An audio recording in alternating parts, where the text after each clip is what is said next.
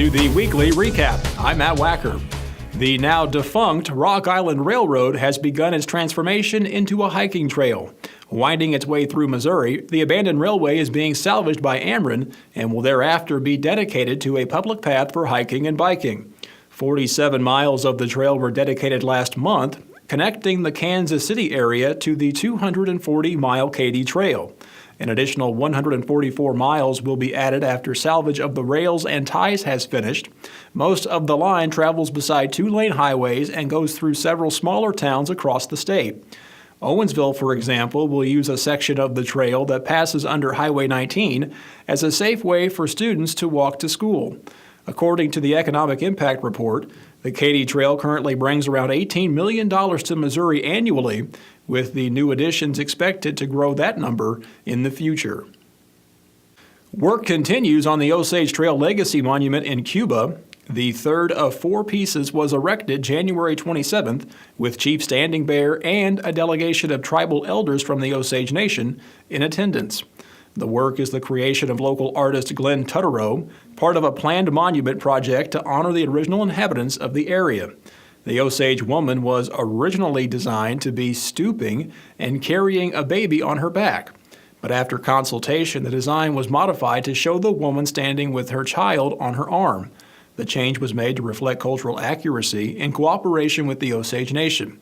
Travelers can see the three figures standing some 35 feet tall near the Visitor Center in Cuba, just off I-44, and we'll keep you updated when the final piece goes into place.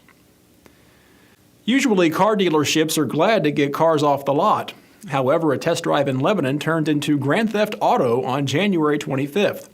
According to police, a man went to the dealership in the 300 block of Elm Street and asked to test drive a 2000 Saturn SL2. After he left with the vehicle, the salesman grew worried that he would not return and contacted the authorities.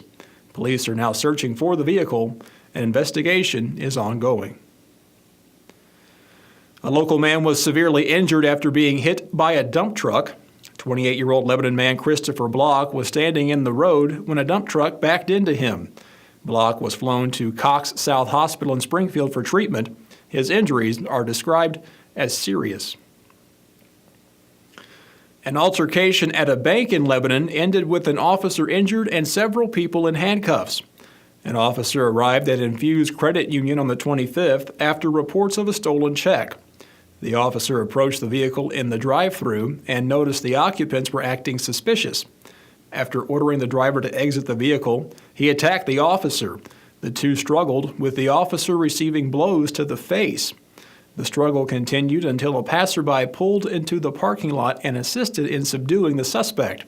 The driver of the vehicle is charged with assaulting a police officer, resisting arrest, and possession of illegal weapons, while at least one passenger in the car is also charged with forgery, possession of a weapon in a criminal act, and possession of marijuana.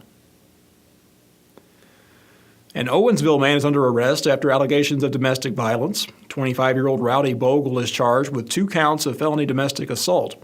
Officers responded to Bogle's residence in Gerald on January 19th, where the victim alleges Bogle punched, kicked, and choked her while she held her child. Bogle is being held on a $35,000 bond, awaiting trial. Crossover country band Lone Star will be heading to West Plains for a benefit concert on March 18th. The concert will be held at the West Plains Civic Center alongside the youth ensemble Jessica's Friends. Proceeds from the concert and subsequent auction will go to benefit research of cystic fibrosis. Last year's concert was headlined by Diamond Rio and raised over $67,000 from 2,500 attendees. Volunteers are needed for the 2017 Special Olympics of Missouri Indoor Games, scheduled for March 16th through the 19th at Fort Leonard Wood. Event coordinator Rhonda Hutzel says that several slots are available, with several shifts and venues to choose from. Volunteers are needed to serve as scorekeepers, timekeepers, award assistants, and referees. Those interested can contact Hutzel for more information.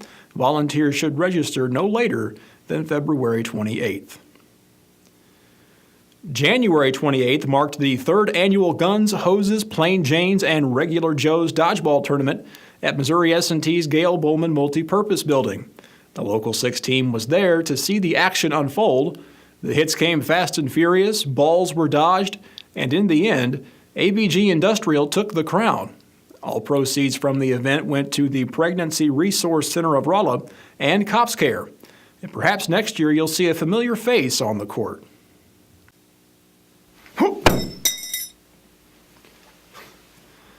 You know what they say, if you can dodge a wrench, you can dodge a ball. Groundhog Day was February 2nd, that magical day of the year when a rodent pops out of a tree stump to make a weather prediction that's been wrong 60% of the time. It's a tradition that dates back 130 years, drawing a crowd of thousands to the hamlet of Punxsutawney, Pennsylvania. Phil saw his shadow this year, thereby decreeing 6 more weeks of winter. If the odds of this event are in our favor, that means spring will be here sooner rather than later. Here's hoping I don't wake up tomorrow morning only to repeat the events of today. I'm Matt Wacker. Thanks for watching. We don't know, we won't find out until we grow. The weekly recap is brought to you by Price Chopper, Cooking from Scratch, the Travers Automotive Group, the UPS Store of Rolla, Hanging by a Thread in Owensville, and Mimi's Home Helpers in St. James. Plunge like there's no mañana to support Special Olympics Missouri athletes. Come out of your winter siesta and be a part of our fiesta at your choice of 13 frigid bodies of water this January, February, and March. Sponsored by your local law enforcement, proceeds support 15,000 children and adults with intellectual disabilities in year-round sports training and competitions throughout the Show Me State. To find out how you can get involved, visit somo.org/plunge. So get your family and friends together and take the plunge to make a difference in an athlete's life today.